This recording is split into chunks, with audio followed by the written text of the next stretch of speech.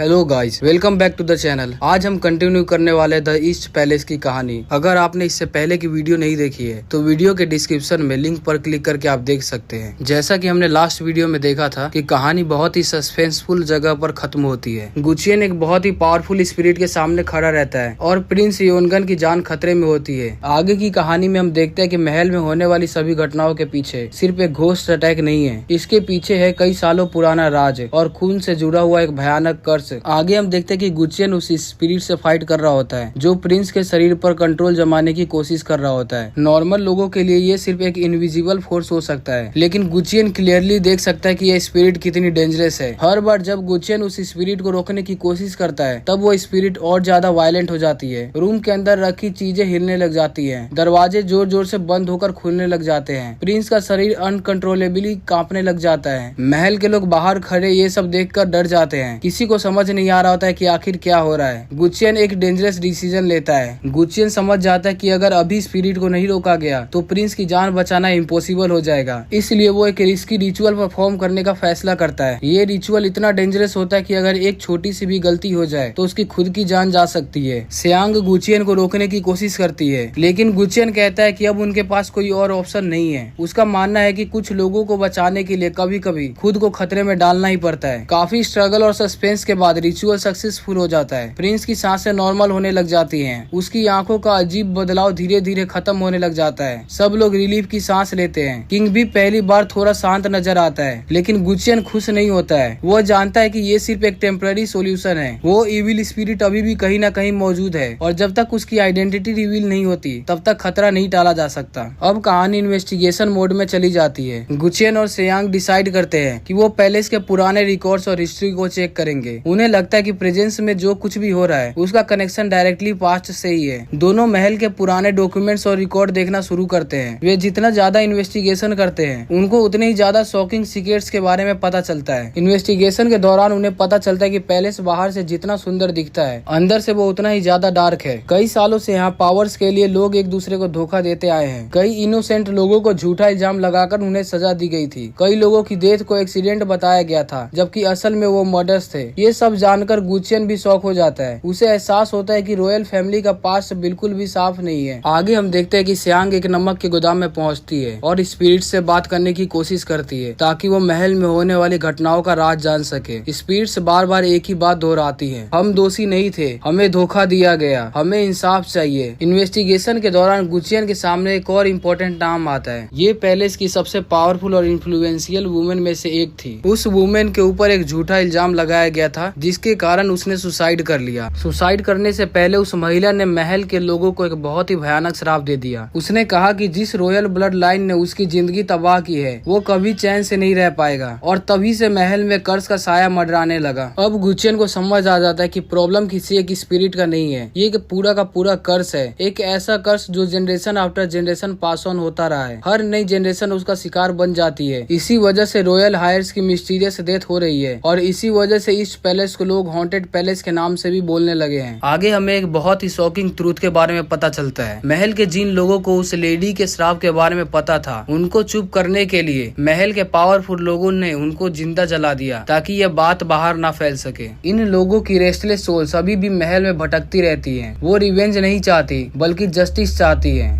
ये वही स्पिरिट्स होती है जिनकी आवाज सियांग ने नमक के गोदाम में सुनी थी, जो कि बार बार इंसाफ की मांग कर रहे थे। कहानी की शुरुआत में गुचियन घोस्ट को सिर्फ डेंजरस मॉन्स्टर समझता था, लेकिन अब उसकी थिंकिंग चेंज हो जाती है। वो रियलाइज करता है कि हर स्पिरिट इविल नहीं होती। कुछ स्पिरिट सिर्फ दर्द और अन्याय की वजह से फंसी हुई होती है और उसे मुक्ति नहीं मिल पाती है। गुचियन उन स्पिरिट्स को मुक्त करने के लिए उनकी अस्थियों को नमक के गोदाम में से इकट्ठा करता है और उसको पीस के एक पवित्र पानी में मिला देता है। इसके बाद वो स्पिरिट वर्ल्ड में जाता है। स्पिरिट्स वर्ल्ड में उसे वो सभी स्पिरिट्स दिखाई देते हैं जिनको जिंदा जलाया गया था। ये सभी स्पिरिट्स उस पर अटैक करते हैं। मीनवाइल हम देखते हैं कि रियल वर्ल्ड में राजमाता के शरीर में कुछ बदलाव होने लग जाते हैं। वे सभी स्पिरिट्स राजमाता के शरीर पर हावी होने लग जाते हैं। आगे हमें पता चलता है कि उन सभी औरतों को जिंदा जलाने के पीछे राजमाता के आदेश का ही दबाव था। गुचियन स्पिरिट वर्ल्ड में उन सभी स्पिरिट्स को मुक्त करने के लिए रिचुअल परफॉर्म करता है। सियांग भी रियल वर्ल्ड में उसकी पूरी मदद करती है। सियांग हड्डियों नदियों के चूरे वाले पानी को फर्श पे गिरा देती है, जिससे वे स्पिरिट्स गुचियन पे अटैक नहीं करते और गुचियन उन सभी को मुक्त कर देता है। आगे हम देखते हैं कि गुचियन उन स्पिरिट से लड़कर बेहोश पड़ा होता है और उसकी हालत काफी खराब नजर आ रही होती है। सियांग गुचियन को बचाने की कोशिश कर रही होती है। सियांग बार बार उसका नाम लेकर उसे होश में लाने की कोशिश करती है। काफी स्ट्रगल के बाद गुचियन की जान बच जाती है, लेकिन ये इनकाउंटर उसे फिजिकली और मेंटली दोनों तरह से कमजोर कर देता है। इसके बाद हमें पता चलता है कि गुचियन ने सॉल्ट स्टोर हाउस में मौजूद 13 कोर्ट लेडीज की रेस्टलेस स्पिरिट्स को हैंडल कर लिया है। पैलेस के लोग उसकी काफी तारीफ करते हैं, लेकिन गुचियन के मन में अभी भी बहुत सारे सवाल छिपे हुए होते हैं। उसे शक होता है कि सॉल्ट स्टोर हाउस की सील टूटने के पीछे कोई बहुत बड़ी साजिश छिपी हुई है। जब वो इस बारे में सवाल करता है, तब पैलेस के पावरफुल लोग उसे सीधा जवाब देने के बजाय उसे चुप रहने की वार्निंग देते हैं। उनका कहना होता है कि पैलेस में कुछ सच ऐसे होते हैं जो बाहर नहीं आने चाहिए, वरना खून खराबा हो सकता है। यहीं से कहानी हमें एक इमोशनल फ्लैशबैक में ले जाती है। हमें सियांग के बचपन की कहानी दिखाई जाती है। पता चलता है कि 10 साल पहले उसकी माँ को झूठा इल्जाम में फंसाया गया था। क्वीन डवागर ने एक कस्ड ऑब्जेक्ट का बहाना बनाकर उसकी माँ को पैलेस से निकलवा दिया था। छोटी सी सियांग अपने पिता से गुहार लगाती है कि उसकी माँ निर्दोष है, लेकिन उसकी बात कोई नहीं सुनता। इसी दौरान सियांग एक अजीब आवाज सुनती है जो कस्ड ऑब्जेक्ट के पीछे की सच्चाई बताने की कोशिश कर रही होती है, लेकिन उसके पिता उसे सख्त वार्निंग देते हैं कि अपनी सुपर नेचुरल पावर्स के बारे में किसी को कुछ न बताए। उन्हें डर होता है कि अगर लोगों को पता चल गया कि सियांग स्पिरिट्स की आवाजें सुन सकती है तो उससे राजा की बहुत बदनामी होगी। प्रेजेंट टाइम में वापस आने के बाद गुचियन पैलेस के अंदर चल रही मिस्ट्री को सोल्व करने में लग जाता है। इन्वेस्टिगेशन के दौरान उसे एक पोन्ड स्पिरिट के बारे में पता चलता है जो पैलेस के अंदर छिपी हुई है और लोगों को नुकसान पहुंचा रही है। गुचियन और सियांग का मानना है कि मैडम जांग इस पैलेस में बहुत टाइम से रह रही है, उन्हें उस पोन्ड स्पिरिट के बारे में जरूर पता होगा। इसलिए वो दोनों मैडम जांग के क्वार्टर में घुसकर उस स्पिरिट के बारे में पता लगाने की कोशिश करते हैं। मैडम जांग उसे चोर समझ लेती है, लेकिन फिर दोनों को फ्लोर पर अजीब फुटप्रिंट्स दिखाई देते हैं। ये फुटप्रिंट्स किसी इंसान के नहीं बल्कि किसी सुपर नेचुरल एंटिटी के लगते हैं। गुचियन को महसूस हो जाता है कि पोन्ड स्पिरिट बिल्कुल उनके आसपास ही मौजूद है। इस सीन में सस्पेंस का लेवल काफी हाई हो जाता है और ऑडियंस को लगने लग जाता है कि पैलेस में सिर्फ एक नहीं बल्कि कई डेंजरस स्पिरिट्स एक्टिव हैं। इन्वेस्टिगेशन आगे बढ़ने पर एक और शॉकिंग ट्रूथ सामने आता है। हमें एक पुरानी ट्रेजेडी के बारे में पता चलता है जो ईस्ट पैलेस से जुड़ी हुई होती है। कई साल पहले एक मोस्ट फेवर्ड लेडी थी जिसका पैलेस में बहुत ही ज्यादा इन्फ्लुएंस था, लेकिन बाद में पता चलता है कि उसका बच्चा किंग का नहीं बल्कि एक रॉयल गार्ड का था। इस सच के सामने आते ही उसे बहुत ज्यादा टॉर्चर किया जाता है। वो अपने बच्चे को खो देती है और नफरत और बदले की आग में जलते हुए मर जाती है। मरते वक्त वो रॉयल फैमिली को कर्ज देकर जाती है और कसम खाती है कि इस पैलेस को कभी चैन से नहीं रहने देगी। ये कर्ज ही शायद आज पैलेस में हो रही सुपर नेचुरल घटनाओं की सबसे बड़ी वजह है। गुचियन और मैडम जांग को शक होता है कि इस कर्ज के पीछे और भी बड़े राज छिपे हो सकते हैं, इसलिए वो इस रेस्टलेस स्पिरिट्स को समन करने की प्लानिंग करते हैं ताकि असली सच सामने आ सके। इसी बीच सियांग की मुलाकात रॉयल नोबल कॉन्सर्ट सबकिन से होती है जो सियांग की ग्रैंड मदर होती है। सबकिन उसकी फिक्र करती है और उसे वार्निंग देती है कि पैलेस की पॉलिटिक्स और साजिशों में दोबारा मत फंसना। सियांग इमोशनल हो जाती है क्योंकि पैलेस से निकाले जाने के बाद सबकिन ही एक ऐसी शख्स थी जिसने उसका और उसकी माँ का साथ दिया था।